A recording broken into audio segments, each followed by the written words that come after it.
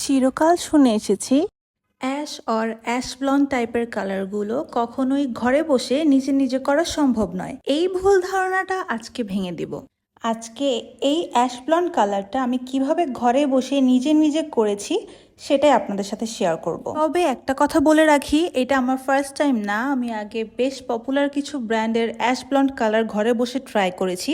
Believe me, কোনো রকম result আসেনি। আসলে বেশিরভাগ ব্র্যান্ডের অ্যাশ অর অ্যাশ ব্লন্ড কালারগুলো প্রফেশনালদের জন্য শুধু বানানো হয়, যার কারণে ঘরে বসে আপনি নিজে নিজে করতে পারবেন না। তবে আজকে আপনাদের সাথে ইন্ট্রোডিউস করাতে যাচ্ছি আমাদের ইউএস এর ব্র্যান্ড, যার নাম জিকে হেয়ার প্রফেশনাল। এই হেয়ার কালারে দুইটা এসেনশিয়াল ইনগ্রেডিয়েন্ট আছে, যেমন জুভেক্সিন আর সেরামাইড। জুভেক্সিন সাধারণত চুলের ফাইবারের উপরে কাজ করে, চুলকে স্ট্রং রাখতে সাহায্য করে, আর সেরামাইড চুল ভেঙে পড়া রোধ করে এবং চুলটাকে সিল্কি সফট মজবুত রাখে। আমাদের কাস্টমাররা যারা এই ব্র্যান্ডটা চেনে, তারা এই ব্র্যান্ড ছাড়া অন্য কোনো ব্র্যান্ডের দিকে ফিরেও তাকায় না। তবে অ্যাশ ব্লন্ড কালার করার কিছু নিয়ম থাকে বা কিছু টিপস থাকে, যা কিনা আপনি আদার্স কালার যেমন ব্রাউন, কপার এই কালারগুলো ইজিলি ওয়াশে করে ফেলতে পারেন। অ্যাশ ব্লন্ডটা করতে কিছু টেকনিক লাগে, সেগুলো আমি সব আজকে ডিটেলসে এই ভিডিওর মধ্যে দিয়ে দিয়েছি। আশা করি মনোযোগ দিয়ে ভিডিওটা দেখবেন। আমি কিভাবে অ্যাপ্লাই করছি, কতক্ষণ রাখছি, কোন প্রোডাক্টটা কতখানি ইউজ করছি, প্রত্যেকটা জিনিস মনোযোগ দিয়ে দেখে তারপর ট্রাই করবেন। প্রথমেই আমি ব্লিচটা রেডি করে নেব। অ্যাশ ব্লন্ড কালারগুলো কিন্তু কখনোই ব্লিচ ছাড়া আসবে না। তো নিয়ে নিচ্ছি জিকের লাইটেনিং পাউডার আর ডেভেলপার নিচ্ছি ভলিউম 20। এটা রেশিও হবে 1:2, মানে লাইটেনিং পাউডার যদি 1 চামচ হয়, ডেভেলপার নিব 2 চামচ। আমার চুল আগে বহুবার কালার করা হয়েছে, ব্লিচ করা হয়েছে, তার জন্য আমি ডেভেলপার 20টা নিয়েছি। আপনাদের যাদের ভার্জিন ব্ল্যাক হেয়ার, তারা ডেভেলপার নেবেন ভলিউম 30। আবার যাদের হেয়ার ভার্জিন কিন্তু চুল অনেক পাতলা, আপনারা ভলিউম 20টাই নেবেন, কারণ আপনাদের জন্য ভলিউম 30টা একটু স্ট্রং হয়ে যাবে। স্ট্রং হলে হেয়ার ড্যামেজ হওয়ার সম্ভাবনা বেশি থাকে। খুব ভালোভাবে মিক্স করে নিতে হবে, তা না হলে কিন্তু হেয়ার ড্যামেজ হয়ে যেতে পারে।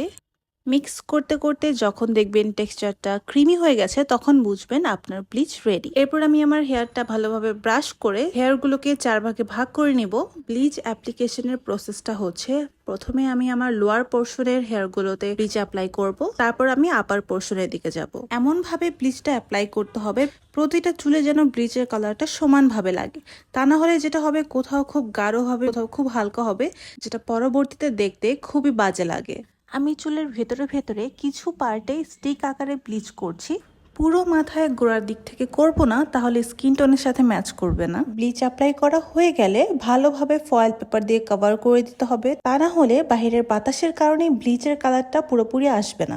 আগেই বলে রাখছি, আমি কিন্তু হেয়ার কালারের প্রফেশনাল কেউ না। অনেক বছর আগে থেকে নিজে নিজেই কালার করি, ব্লিচ করেছি, সো আমার অনেক কিছুর আইডিয়া আছে। প্লাস আমাদের নিজেদের যেহেতু স্যালন আছে, আমি প্রফেশনালদের কাছ থেকে বেশ কিছু অ্যাডভাইস নিয়ে তারপর ভিডিওটা করছি। এই কারণে আমার অ্যাপ্লিকেশন থেকে শুরু করে সবকিছু একটু কাঁচা হাতের দেখতে মনে হচ্ছে। সকল ভুল ত্রুটি আশা করি আপনারা ক্ষমার দৃষ্টিতে দেখবেন। এখন আমি আমার পুরো চুলের নিচের পোর্শনে ব্লিচ অ্যাপ্লাই করে ফেলবো। একটু বেশি পরিমাণে অ্যাপ্লাই করতে হবে, প্রতিটা চুলে যেন লাগে এরকম ভাবে চেক করে করে অ্যাপ্লাই করতে হবে। আর একটা খুব বড় ভুল আমি করেছি, আমি গ্লাভস নিয়ে এসেছিলাম, কিন্তু কালার করার সময় আমি গ্লাভস পরতে ভুলে গেছিলাম, যার কারণে আমার হাতের স্কিনের অবস্থা খুবই খারাপ হয়ে গিয়েছিল। আপনারা কোনোভাবেই গ্লাভস না পরে চুলে ব্লিচ বা কালার অ্যাপ্লাই করবেন না, এতে হাতের স্কিন 2 থেকে 3 দিনের জন্য ড্যামেজ হয়ে যাবে। আরেকটা যেটা করবেন, ফয়েল পেপারগুলো আরেকটু লম্বা করে কাটবেন। আমি অনেক শর্ট করে কেটে ফেলছি, যার কারণে আমার অনেক প্রবলেম হচ্ছে, সেটা দেখতেই পাচ্ছেন। 40 থেকে 50 মিনিট পরে আমি একটা পার্পল শ্যাম্পু দিয়ে হেয়ারটা ওয়াশ করে নিচ্ছি। পার্পল শ্যাম্পু ছাড়া অন্য শ্যাম্পু ইউজ করা যাবে না, সেটা আপনারা যে কোনো ব্র্যান্ডেরই ইউজ করতে পারেন। মনে রাখবেন, ব্লিচের কালার যত গাঢ় আসবে, আপনার অ্যাশ কালার তত ভালো বসবে। অ্যাশ ব্লন্ড কালারের জন্য ব্লিচের কালার 9 থেকে 10 লেভেল পর্যন্ত নিতে হবে। তবে আমি যেহেতু কম সময় রেখেছি আর আমার হেয়ার টেক্সচার অনেক থিক, সো আমারটা 8 to 9 লেভেল পর্যন্ত এসেছে। আমি যদি আরো 10-15 মিনিট রাখতে পারতাম, আরো ভালো কালার আসতো। কতটুকু গাঢ় হলে বুঝতে পারবেন আপনার ব্লিচের কালার 9 to 10 লেভেল পর্যন্ত এসেছে, এটা দেখে আপনারা বুঝে নিতে পারবেন। ব্লিচ অ্যাপ্লাইয়ের পর থেকে একটু পরপরই ফয়েল পেপার সরিয়ে চেক করে নেবেন আপনার হেয়ারের কালারটা কোন লেভেল পর্যন্ত আছে। আপনার হেয়ার যদি পাতলা হয়, অতিরিক্ত সময় রাখার কারণে হেয়ার ড্যামেজ হতে পারে। তাই বারবার চেক করতে থাকবেন, আর যখনই মনে হবে কালার এসে গেছে, তখনই শ্যাম্পু দিয়ে হেয়ারটা ওয়াশ করে ফেলবেন। এবার দেখাবো হেয়ার কালারটা কিভাবে মিক্স করবেন। আমি নিয়েছি GK hair colour 9.11 intensive very light ash blonde শেডটি, আর ডেভেলপার নিয়েছি ভলিউম 10। এই দুটো দিয়ে পারফেক্ট অ্যাশ ব্লন্ড কালার কখনোই আসবে না। সাথে আমাদের মিক্স করতে হবে ব্লু হেয়ার কালার। ইয়েস, ঠিকই শুনেছেন, ব্লু কালার অ্যাড করতে হবে। কালার মিক্সিং এর রেশিও হবে 1:1.5, মানে কালার যতটুকু নিবেন তার থেকে 1.5 গুণ বেশি আপনার ডেভেলপার নিতে হবে। ব্লু কালারটা খুব বেশি নেওয়া যাবে না, তাহলে হেয়ার কালার ব্লু চলে আসবে। এটা 1 চামচ নিলেই হবে। অনেকের মনেই প্রশ্ন আসবে, ব্লু কালারটা কি স্কিপ করা যায় কিনা? না, ব্লু কালারটা কোনোভাবেই স্কিপ করা যাবে না। এখন বলছি কেন ব্লু কালারটা ইউজ করতে হয়। ব্লিচ করার কারণে চুলে একটা ইয়েলো কালার চলে আসে। এই ইয়েলো কালারটাকে কাট করার জন্যই সাধারণত ব্লু কালারটা ব্যবহার করা হয়ে থাকে। এমনকি অ্যাশ ব্লন্ড কালার করলে আপনাকে সব সময় পার্পল শ্যাম্পু মেনটেন করতে হবে। আপনি যদি পার্পল শ্যাম্পু ছাড়া সাধারণ কোনো শ্যাম্পু দিয়ে চুল ধুতে থাকেন, আপনার অ্যাশ ব্লন্ড কালারটা কিছুদিনের মধ্যেই চলে যাবে। চুলে তখন ব্লিচের কালারটাই শুধু দেখা যাবে, মানে কিছুটা ইয়েলো গোল্ডেন কালার চলে আসবে। তাই ব্লু কালার মিক্স করতেই হবে, আর অবশ্যই পার্পল শ্যাম্পু মেনটেন করতে হবে। এখন আমি আর কোনো ফয়েল পেপার ইউজ করছি না। পুরো চুলের যেখানে যেখানে আমি ব্লিচ করেছি সব জায়গায় আমি খুব ভালোভাবে হেয়ার কালারটা অ্যাপ্লাই করে নিচ্ছি।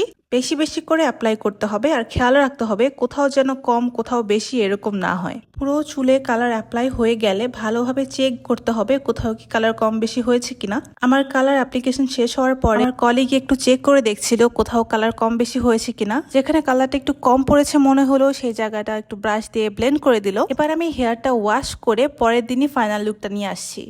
টানটানা! এই যে আমার হেয়ার কালারের ফাইনাল লুক।